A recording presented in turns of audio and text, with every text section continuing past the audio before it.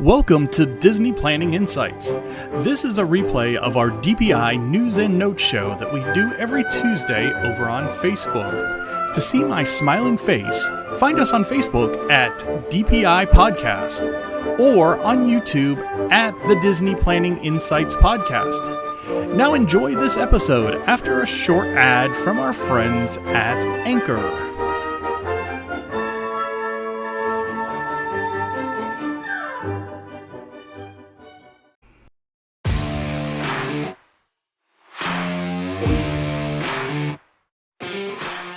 Hi, I'm Matt. Welcome to Disney Planning Insights.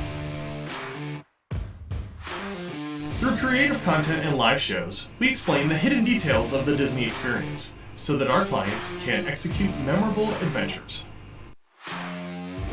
Together with Princesses and the Mouse Disney Travel, we have helped hundreds of clients plan, book, and prepare for magical Disney vacations. Let our experience help you avoid common planning mistakes and maximize the enjoyment on your next Disney trip.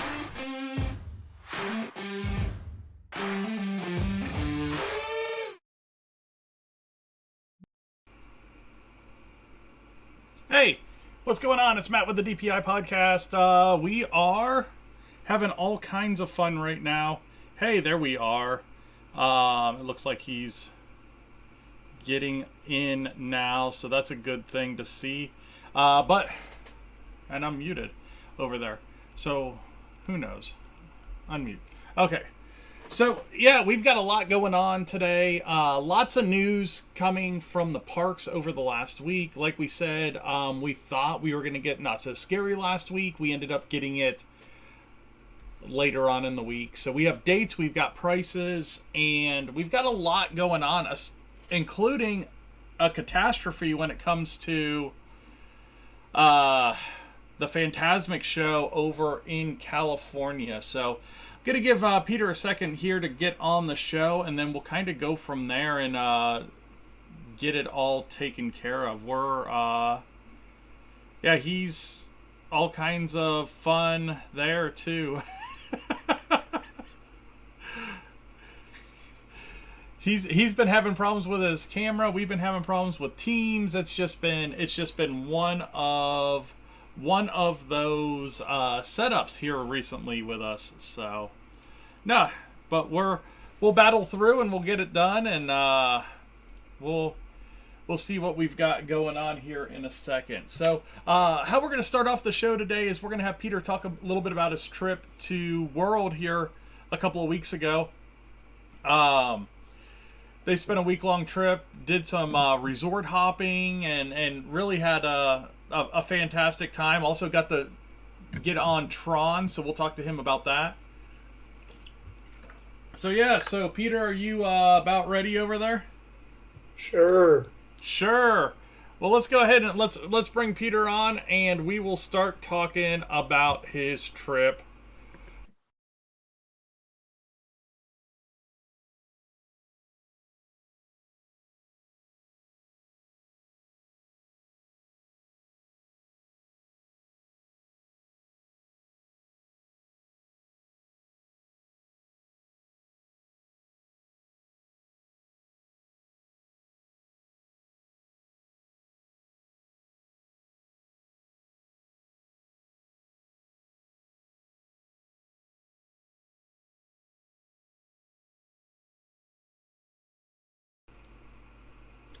I did. So, man, I was on my game for spring break trip. I got like boarding group 12 for Guardians of the Galaxy on my Epcot day, and I got like boarding group 14 for Tron. So, man, I was quick triggers at 7 a.m. on my trip this last time. So anyway, here's what was funny. So I bought or I booked at 7 a.m. And then I was like, you know what? Yeah, I'm going to want to do it twice because we're only here this one day. So I went into the individual Lightning Lane purchase and started looking at that. And it was really funny because I kind of pulled it up, and the first time I could book was like early afternoon. And then I was like, I probably don't want early afternoon. you know what, I better check with my friend who's going with me, make sure he wants to do it twice. Send him a text, said, hey, do you want to do this thing twice? He texted back maybe 30 seconds later and goes, yeah, we should probably do it twice. By the time I went back to look at available times, it had pushed to like 5 o'clock. And then by the time I like went through the system, and by the time it like confirmed my payment, the only times available were like after 9 p.m. Oh, geez. Yeah. So, which was fine because I had already kind of decided, hey, I'm definitely going to ride at daytime. I definitely want to ride at nighttime. So I'm going to book after the fireworks for around 9:15, 9:30. So I grabbed that. But yeah, so basically the individual Lightning Lane purchase was gone in under 10 minutes at 7 a.m. Huh. Ultimately, though, good ride. Really, really cool. You know, kind of like the same as, not to the level of the Star Wars Rise of the Resistance in any way, but still very immersive. You kind of make it through the line and you go into this little like pre-show room and they digitize you into the grid, and then from that moment on you're like in the system. And I took a video of that. That's really cool. That little thing. And then rides, kind of cool. Locker system, for those of you familiar with Universal, locker system is very similar to Velocicoaster. You're walking through the line and then you come into a locker room where you put your stuff in for free. And then once you ride, as you're coming back out, you're on the opposite side of the locker. So Okay. Little two-way locker system. Ride vehicle does have a little pouch in the front, big enough for cell phones, wallets, sunglasses, stuff like that. Yeah. So that was nice. Whereas over at Universal for Velocicoaster, you have to go through a metal detector, and they will send you right back. And ride itself, really cool. Kind of think the harness system of the Flight of Passage, but then launch coaster and ride similar to Rock and Roller Coaster, but you don't go upside down. That's basically what I can tell you. Like, you launch and you're immediately outside during that little outside section. Then you bank around and you come in and you come into the ride building, and the ride building is very Rock and Roller Coaster-esque. You're going through various colored loops. There's a little bit of side display, kind of like how Guardians has some of those monitors with various scenes going on. And Yeah. the premise is your team is racing this other team. And spoiler alert, blue team wins. Hey, there you go. Because you're always blue team. So You are always blue team. until you get into the post show, and then you're green team. Go green team. Right, because it was sponsored by Enterprise. So let's talk about some other things you did on your trip. So first time at Bay Lake Tower, what do you think about Bay Lake Tower and the contemporary complex? I think I mentioned this last week. I definitely see the appeal of being at Contemporary, and perhaps I was talking with you on the show, or maybe it was just you and I chatting outside of the show. It is a very, very nice resort. The Contemporary has its own pool, and then Bay Lake Tower has its own pool, which is kind of nice. Really, really, there's not a bad view on the property because you're either looking over at Magic Kingdom or looking out at the Bay Lake. And so we were looking out at the Bay Lake area. It was cool from our balcony. We watched the electric light show, on the water, the electric water pageant, and that was great. And we didn't go to the park that day, and we found out, we knew there was a DVC lounge, and we found out the ins and outs of that. And so about 20 minutes before the fireworks, we were able to go up to this rooftop lounge. We were able to get some drinks and watch the fireworks from a distance, and they piped the music in to that little lounge. So that was really nice. All right, you keep messing with my camera. Cut it out. Well, you just see what I see. So I'm adjusting. I'm cropping your stuff out a little bit because I see like the blue line that shows you're talking and that kind of stuff. I was just trying to clean it up a little bit while you were sitting there talking. So yeah. So the lounge is cool. Yeah, I like the contemporary property. I don't like what they did with the rooms with the incredible theming. Incredibles theming. It's not incredible theming as in great and fantastic. It is the movie Incredibles. Wait, it's Fantasmic theming?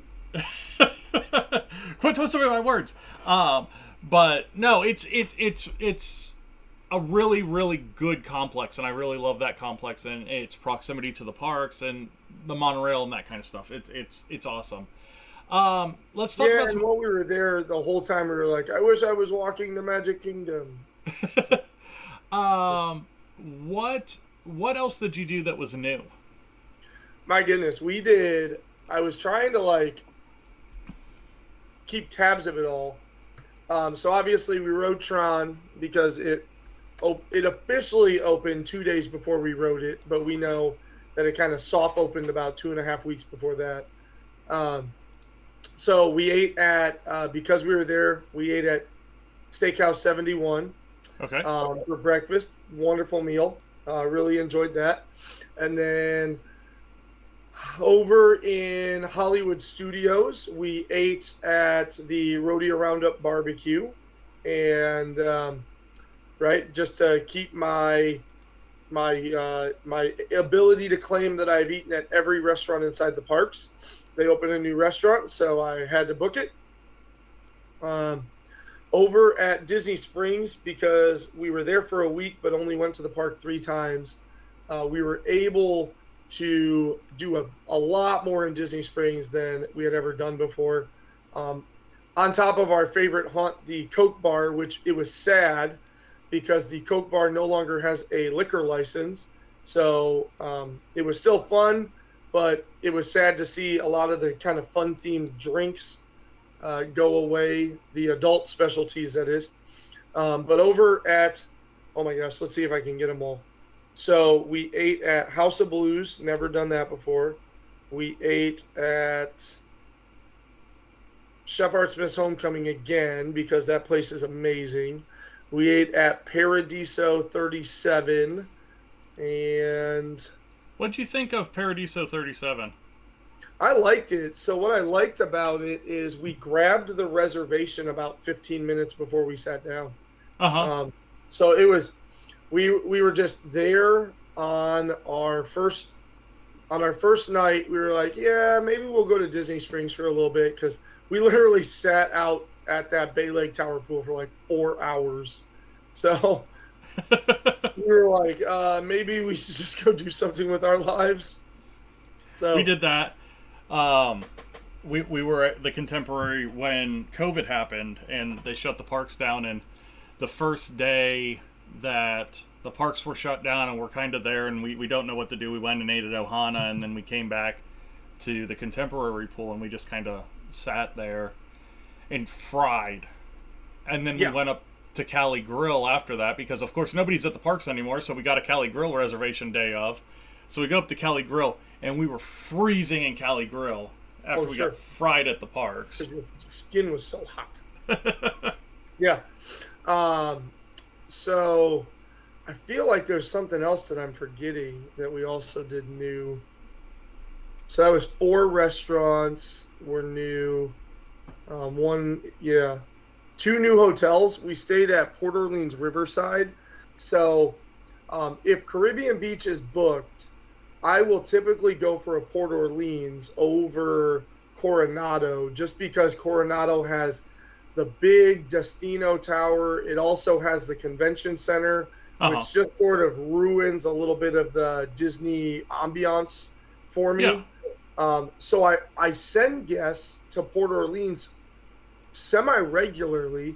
However, I had never stayed there personally, so it was awesome to do that, because while I was at Riverside, I was also able to go over to French Quarter So now my depth of knowledge of those two resorts is very, very thorough in terms of theming and pros and cons and kind of the benefits of staying there and all of that stuff.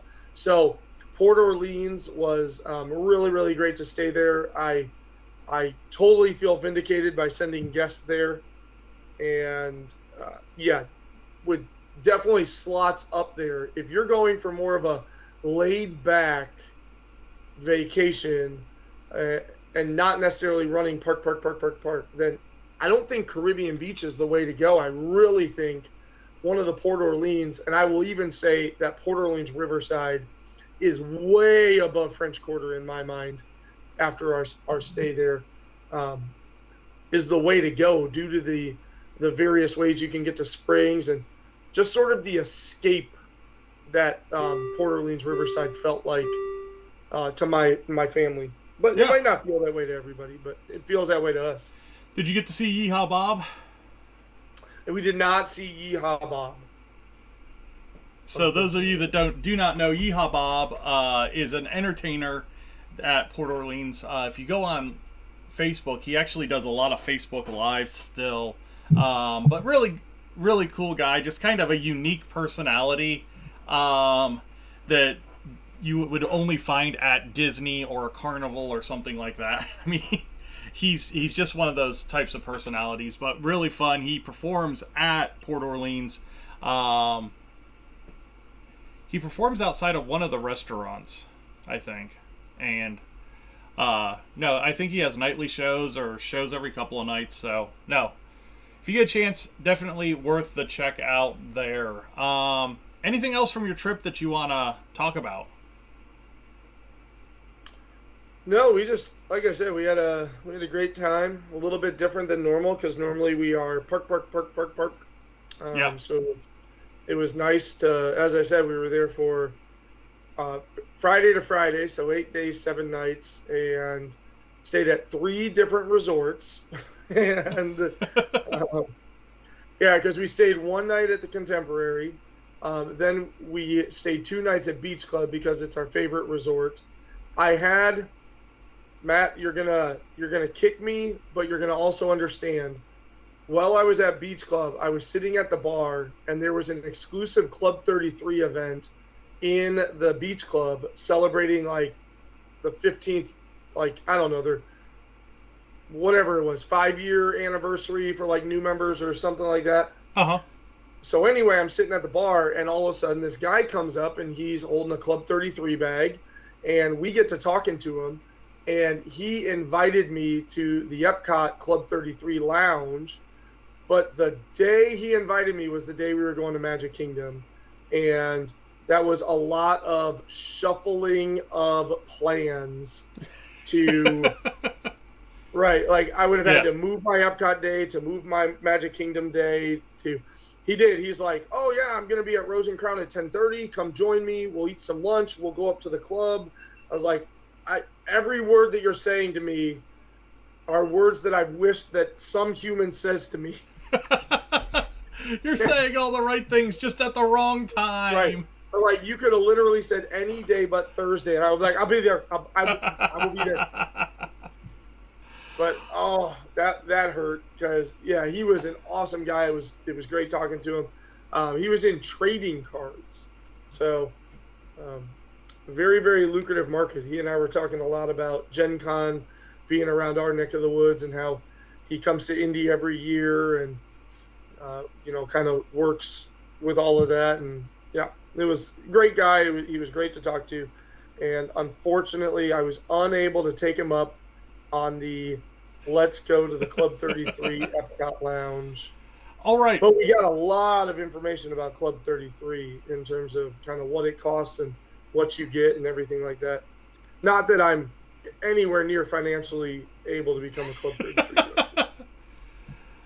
Yeah, it's kind of out there from what I know / assume. But the perks, because everybody's got to do park reservation system, right? No. Nope. They sure don't. They sure don't. All right. Well, before we let this show get away from us, let's go ahead and get to the news real quick and do a 15-minute or shorter than that. But let's get into the news. Okay. So let's talk about the big story that kind of broke over the weekend, and that is kind of what happened to the show at Fantasmic in Disneyland. That's not the big one. What's that? The big one is the idiots at the dance competition lounging in the France waiting pool. They got their team kicked out of the dance competition. I know. And lifetime bans, I'm sure. What absolute morons. Like, Canada, we were beating the Heat. Like, I saw the video footage. I'm like, I guarantee within 30 seconds of that video, park security was there in force dragging them out. Yeah. Well, I mean, that's like cucumber level stuff from Living with the Land. That's just, yeah. I mean, it's just go enjoy the park and don't be an idiot. Like, honestly, I know people all the time get away with, like, taking their shoes off and kind of turning around and putting their feet in that fountain. Guaranteed. Yeah. Those morons were straight up hot tubbing it. In it. Yeah. They were hot tubbing it. I was floored. Yeah, so if you haven't seen it, there's in a hot situation. Speaking of hot situation, no, so there was a TikTok video about that that kind of made the rounds on Twitter and everywhere of that team, and then there was a follow-up about them getting kicked out of the competition. And they didn't say anything about park bans or anything like that, but in the video you could see one of the girls actually get in the pool with the parents. So that was kind of interesting. But the hot situation is the Maleficent dragon at the Fantasmic show in Disneyland. It exploded, basically. I mean, it was absolutely engulfed with flames. We've got video up on our Facebook page and over on the Instagram account of this from Princess T over on Twitter is the one that had the video. But what it looked like is the fluid that they use for the fire effect was leaking out of the set piece prior to Mickey throwing his sparks at it, and then whew, the aftermath is, it's sad because it's just basically the metal pieces that were big enough not to melt is all that's left. The spine, a little bit of the head, and that's about it. That show's going to be down for a while. On top of that, they've suspended the same fire effect in Maleficent's Dragon at Walt Disney World and Maleficent's Dragon at Disneyland Paris during their parades. So if you're seeing one of those parades, they do not breathe fire anymore until they figure out what actually caused the leak and or its ability to catch fire that easy. Now, if you remember a couple of years ago, was it shortly before COVID or shortly after COVID when the dragon at Magic Kingdom caught fire? I think it was slightly before. That's what I was thinking too. Yeah, coming out of COVID, they wouldn't have had the parades. We got cavalcades like 9 months after COVID. So. Yeah. So it happened with that dragon as well, where it was gone for a while before they brought it back. So, big deal there. Again, go over to our Facebook page or to the Instagram page at Princesses and the Mouse and check that out. Other big news is we got dates for Not So Scary. And they're really kind of in line with what we thought was going to be the dates. So, beginning August the 12th, I had said around the 20th. I was off by about 8 days, or August 11th is the first night officially. And then going through Halloween night, prices on the low end are going to be at $109. On the high end are going to be at $189. $199. $199. $199 are like the last four, because I was in there today preparing to buy our tickets on Thursday because I get the Well, pick one because now I'm an annual pass holder too. Yeah. So I'm going to buy all 4 of our tickets at my discount on Okay. Thursday. So I was looking at the prices and basically, yeah, 109 through August. Into September, it bumps to 119. And then as you head into late September and into October, it quickly bumps from 149 to 169 Yeah. to 199 for like the last 3 or 4 parties heading into Halloween night. Yeah, I was like, oh my god, that's a lot. That's a lot Family for a of 4 after 7-hour tax is party. $900. Yeah, that's a lot for a 7-hour party. I mean, Right, yeah. Well, you can get in at 4 p.m. and it ends at 1. oh, so 9. Yeah, 9-hour party. Yeah. But yeah. Hey, right. And I always, whenever I have a client want to go to a party, the first thing I tell them is, okay, well, you're not wasting a party ticket on that day then. Yeah, yeah. I think So a lot of people that's don't kind of the new thought process is you used to just kind of go and just be there all day, or like park hop. That was like the poor man's park hop for a long time. Is you'd buy the nighttime ticket at Magic Kingdom, and then you'd go to Animal Kingdom or somewhere, and then just go to Magic Kingdom at 4 o'clock for the party, and that was kind of your park hop. But now with the prices where they are, it doesn't make sense to do that. When the after hours events were, in the early days you could get, or the early dates, you could get them at like $69 a person. It made sense to do it that way.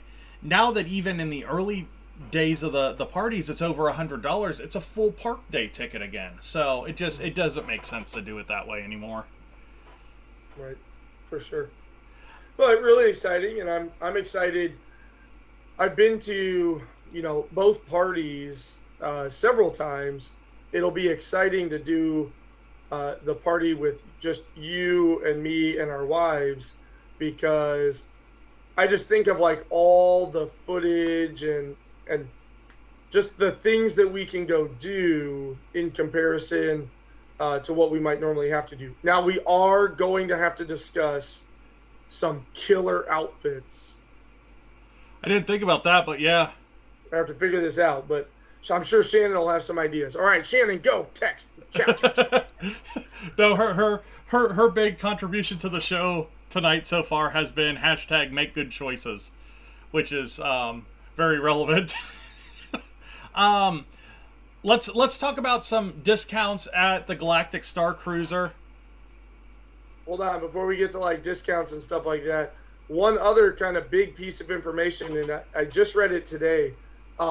Tokyo Disneyland will not be retheming its Splash Mountain. Brer Rabbit is there to stay for the foreseeable future. Really? Yeah.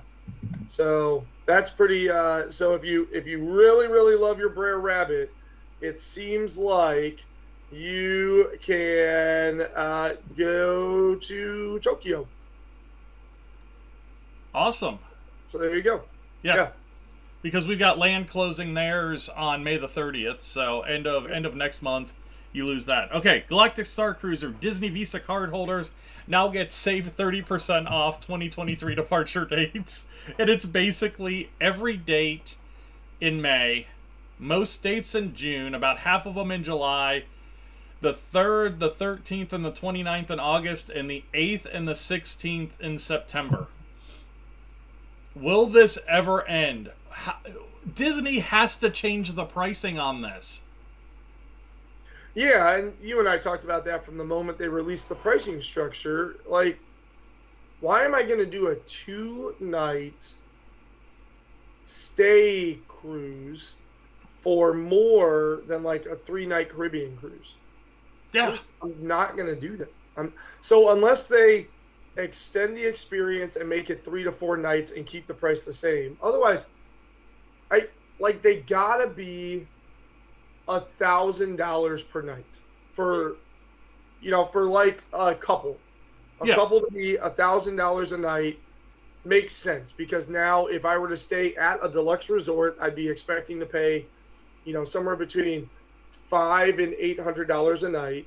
And so because you're now all inclusiving it, a couple should be able to go on a Star Wars cruise for $2,000 to $2,500, and right now it would still cost $3,500 5-ish, I think. Yeah, it still just doesn't make sense. I mean, when you compare that to, say, a 3-day Disney cruise, and it's Right.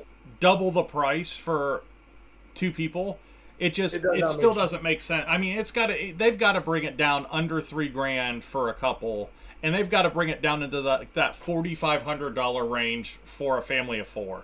Yeah, because there's no way the number. Now, I get that there's way less rooms, but the number of people in that building cannot be comparable to the number of people in a cruise. Correct. In terms of employee workload, right? So yeah, right now it still doesn't make sense, and we'll see what happens. I think this is going to be one of those things that it may just kind of go off on its own little quiet way at some point and just be done. I just don't see it doing a whole hell of a lot unless they bring that price way down. Yeah, and it'll be curious to know, like, when they pass their break-even point. Yeah. Because all of that cost that went into building this thing, like, but at the same token, like, could they just repurpose it into a really uniquely themed hotel and get rid of all of the immersive experience, right? So we just inadvertently created a brand new hotel, and you have galactic themed rooms, but they take all like the kid clubs and stuff like that and just kind of rip those away and turn them into more common spaces or whatever else. So, yeah. Right, make the big dining room a quick service restaurant or something, right? Make the special restaurant just a regular restaurant. Yeah, I mean, they could do something with it, but I mean, at this point, is it considered a failure right now, or are they just going to try and figure it out and hope it doesn't just completely bomb? Because it's not like a Disney hotel where you experience it once and then you're like, yeah, I like this hotel, I'm going to go back to it. You experience that once, and then you're like, I really don't want to do this again. I mean, there are different pathways you can choose on your adventure, but yeah, why would I do that? But would I spend $600 a night to stay there? Oh, absolutely. With my family of 4, for sure. Yeah. Pretty unique lodgings and kind of fun.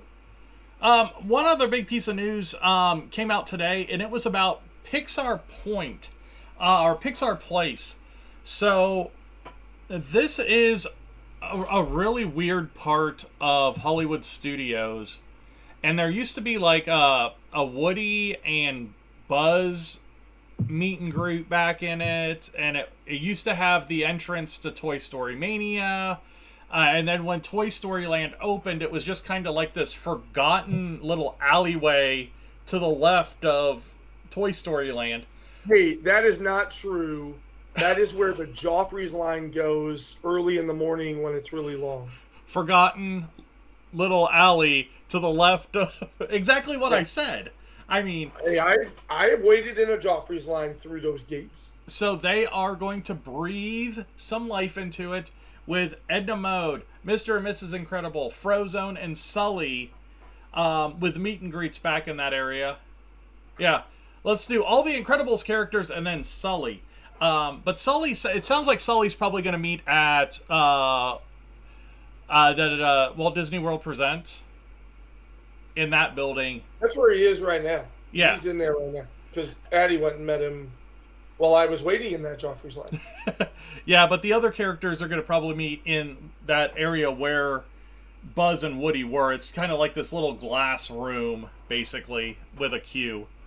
So. Yeah, and they did have, like, they would run little performance shows of the Incredibles back there on the far back area of that little walk.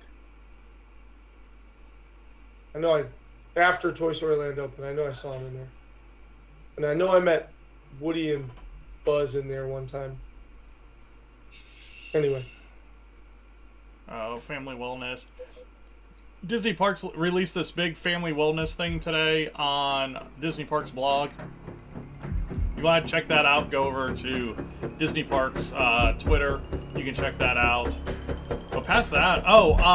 One last thing. Reedy Creek. Again, it hits the news, and the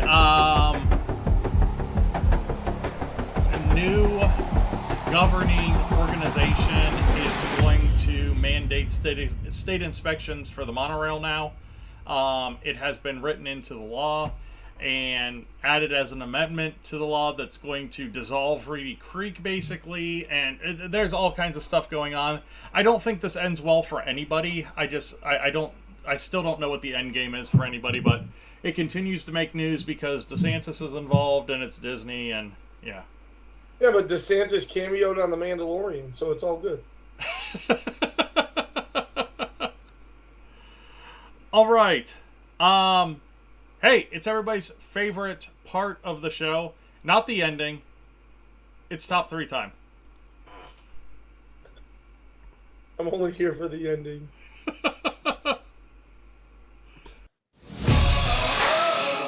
Business trip. Did the people move around? It does tingle a little bit.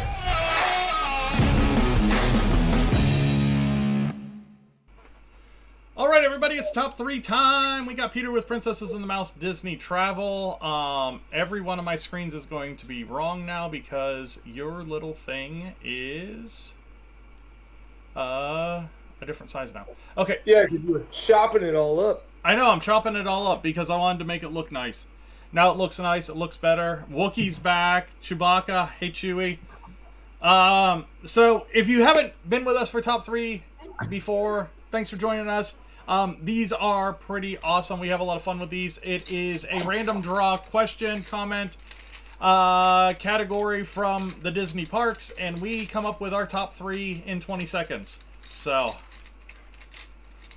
and it's not, I got him. You're not your favorite thing to do it.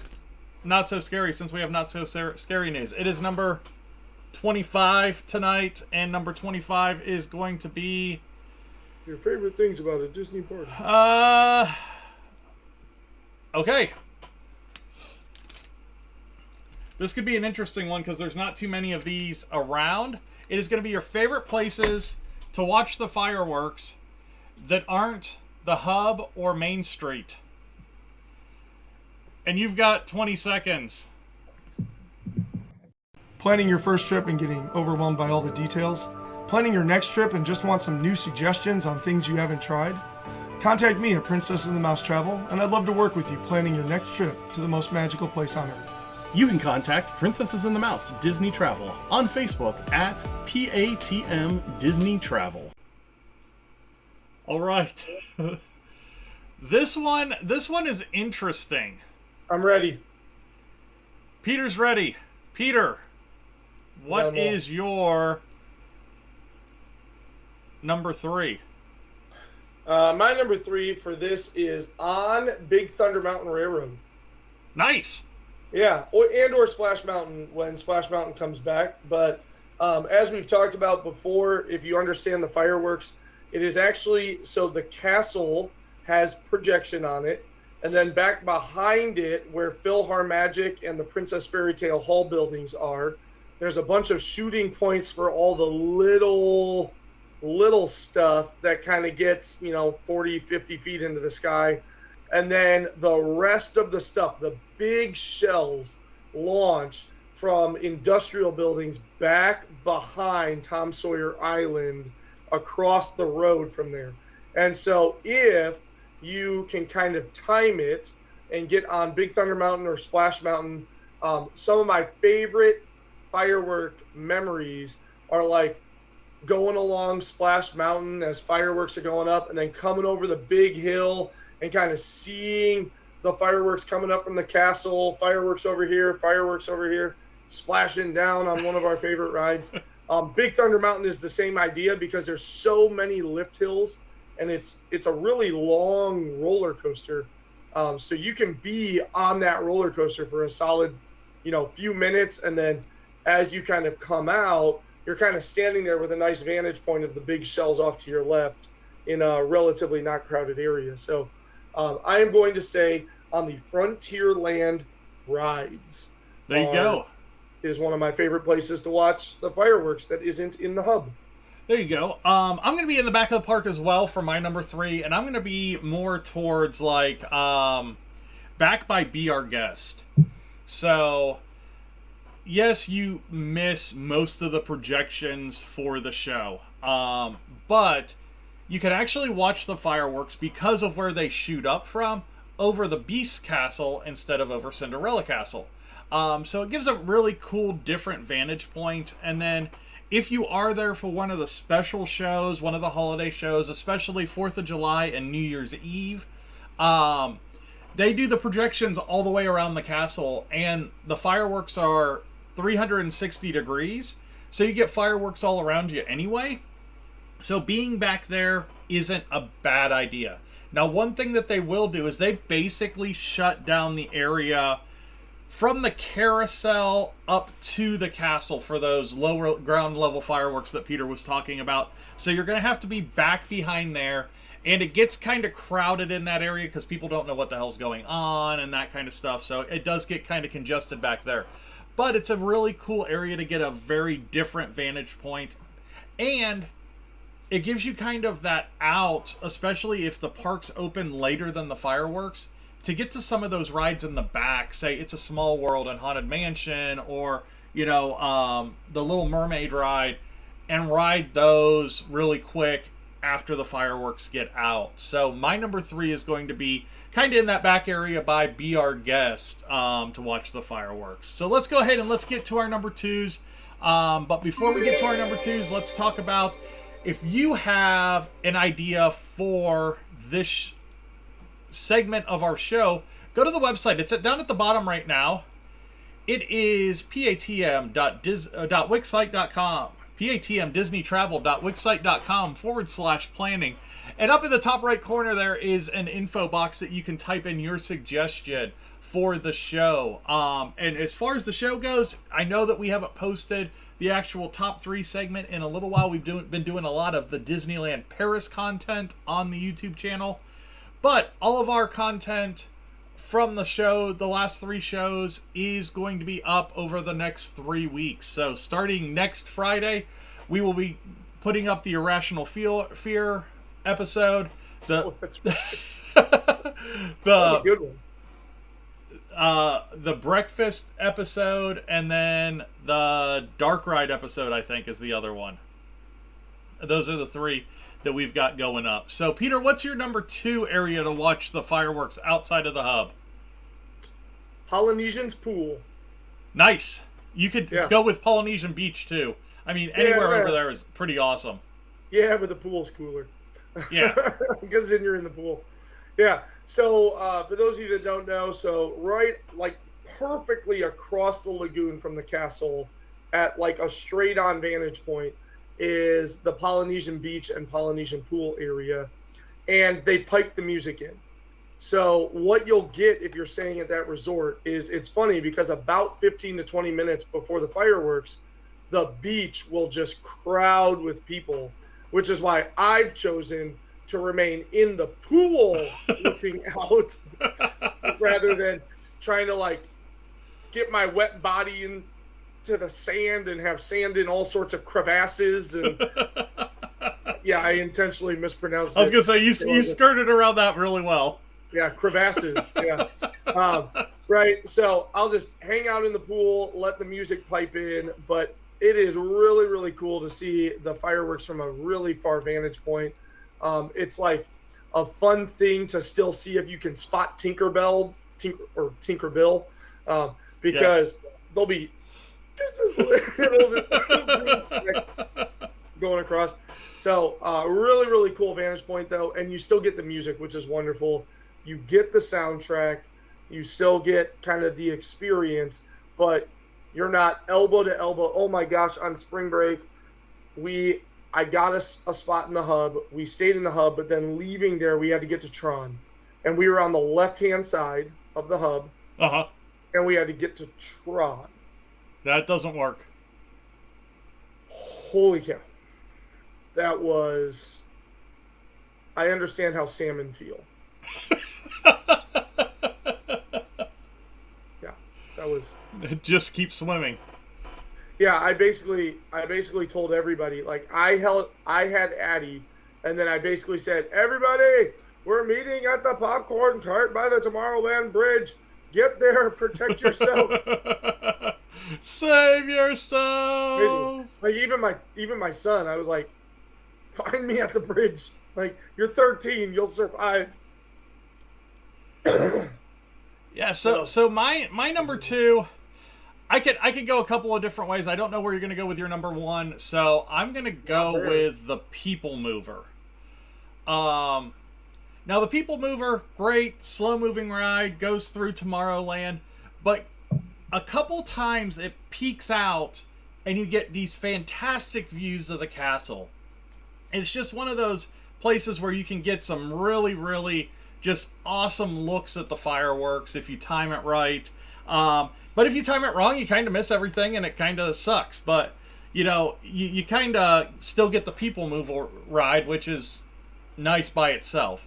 But it's a really cool vantage point. It's over to that right side of the castle, and just, like I said, it just kind of gives you a different vantage point to check out the castle from. You're a little bit higher, and it's really nice to just have that relaxing ride and be away from all the people. And again, you're in another good spot to where you can get off the People Mover, you can do Space Mountain, you can go up and do Tomorrowland Speedway and that kind of stuff.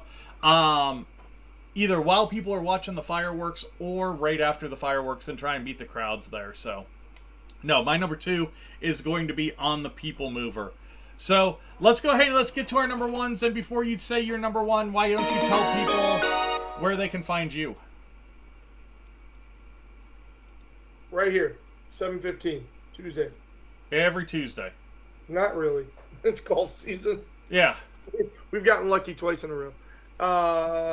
Yeah. So over on Facebook, I'm trying to see if the scrollers are up right now, but I don't see there them. It is. Oh, here they come. No. Well. At PATM right there, Disney Travel. That Facebook one down there on the right underneath me. Yes. Yeah. If you go and check that out, you'll see my page. You'll see some client reviews and things along those lines, which I have some new clients that I need to remind to go and do that because they've all taken trips in the last 3 to 4 months. But yeah, from there, you'll be able to click message, and messaging me on Facebook Messenger will receive a relatively prompt reply. And from there, we'll schedule a meeting. We'll exchange some more contact information. We'll get a sense of what you want to do. You can also go to there and fill out the vacation request form. That allows you to share with me when you want to go and a little bit more about your party dynamics, which we can take care of in a few messages on Messenger, or if you fill out that form, I will jump straight to communicating with you about scheduling the meeting, because you've already answered some of my initial feeler questions, because I have a sense of who you are and what your group is and when you want to go. So Come and find me. And I would love to help you work out your magical trip, whether it be Disney World, Disneyland, Disney Paris, Tokyo, Hong Kong, Shanghai, Disney Cruise, Adventures by, all of it. Yeah. Alani. Oh, yeah, Alani. Yeah. Okay, number one. Vero Beach. Oh, sorry. Okay, here we go. Well, you can't see the fireworks from Vero Beach. You cannot see the fireworks from Vero Beach. So I am actually going to do the most recent spot, but obviously you have to have you either have to be in the club or you got to have somebody take you up who's in the club. So that Disney Vacation Club patio, if you are staying on contract points, you can go over to Bay Lake Tower, show them your DVC membership, and they will put you in an elevator, send you up to the very, very top. And it was awesome because there's several there's a bunch of seating area, your concrete wall from the park. The vantage point is really, really cool because you've got Space Mountain and Tron, and then back behind them, which are nice and lit up. Then you have the castle, and then the fireworks are launching kind of back to the right of all of that. And so you just have it's a really amazing vantage point to be up that high, to be kind of eye level with all of the fireworks. I don't want to steal yours because you might say a similar spot. I had a pivot, so I'm good. Oh, you're not saying so. You could also achieve a similar kind of vantage point by booking a California Grill reservation later in the evening. If you have a California Grill reservation, I think after like 5 p.m., you are entitled to come back up, go out to the outdoor balcony area. Similar view, like here was, like if Magic Kingdom is there, right? It's right there. Yeah. Right? Like one, and then the other one is like they're kind of like right next to each other, looking in towards Magic Kingdom and seeing the fireworks. So really, really cool vantage point, whether you do California Grill or can get a DVC member to take you up or are a DVC member. If you have not done the Top of the World Lounge, it is a really, really cool place to watch the fireworks.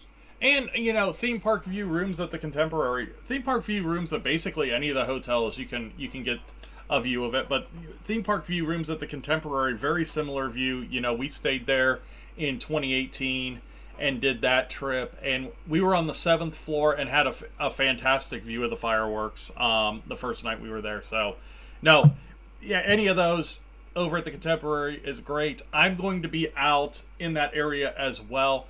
But I'm going to say let's do the fireworks cruise on the Seven Seas Lagoon. And that's just a great add-on event. You know, you've got the dessert parties inside the park, whether you can have the dessert party during the fireworks, before the fireworks, after the fireworks, whatever. And then you have that Tomorrowland Terrace dessert party and that special viewing area for the people that are before and after.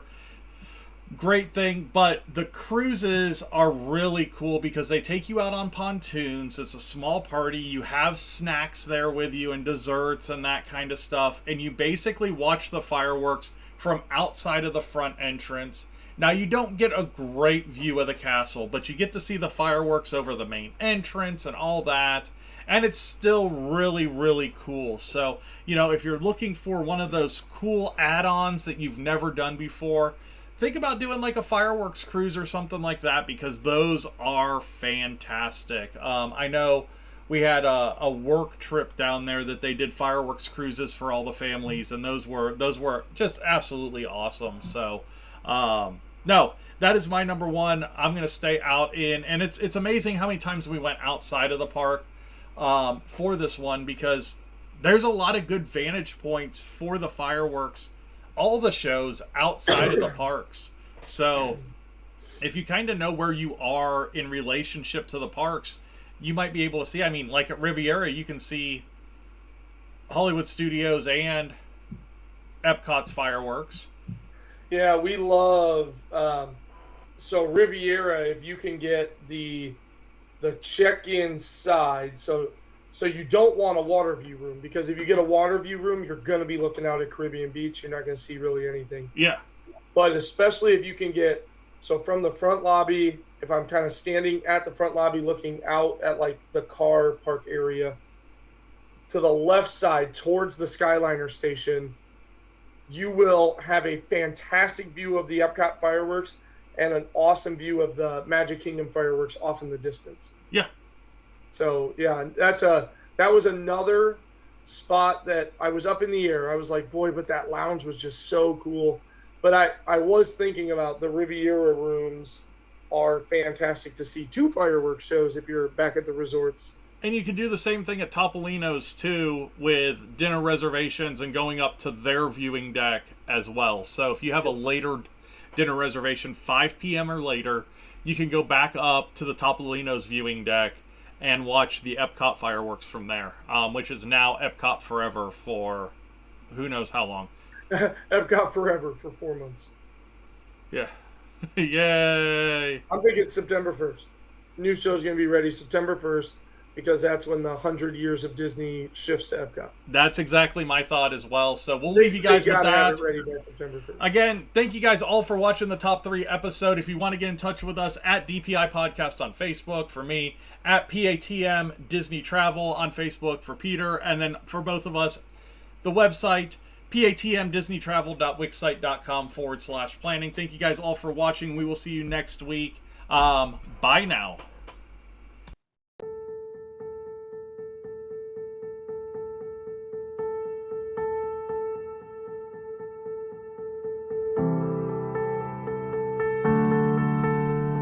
Hey, Peter with Princesses and the Mouse Disney Travel joined us tonight. We had a discussion about his trip, some news, and a top 3 episode. Check them out.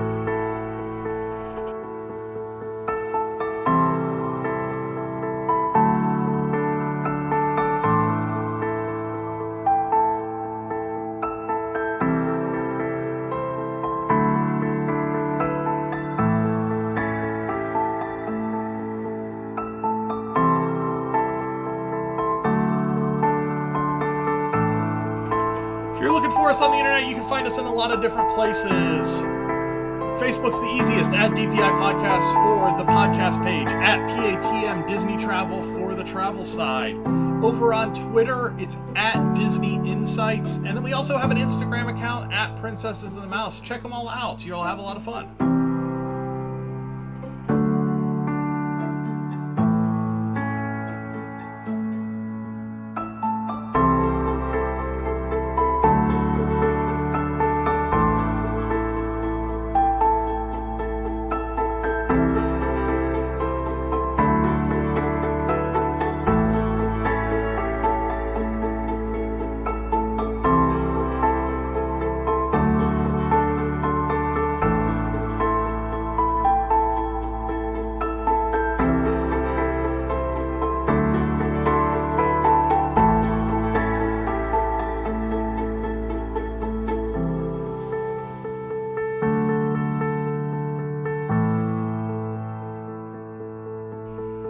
Thank you guys all for watching, listening, everything that you do. You guys have a wonderful week, and we will see you next week. Bye now.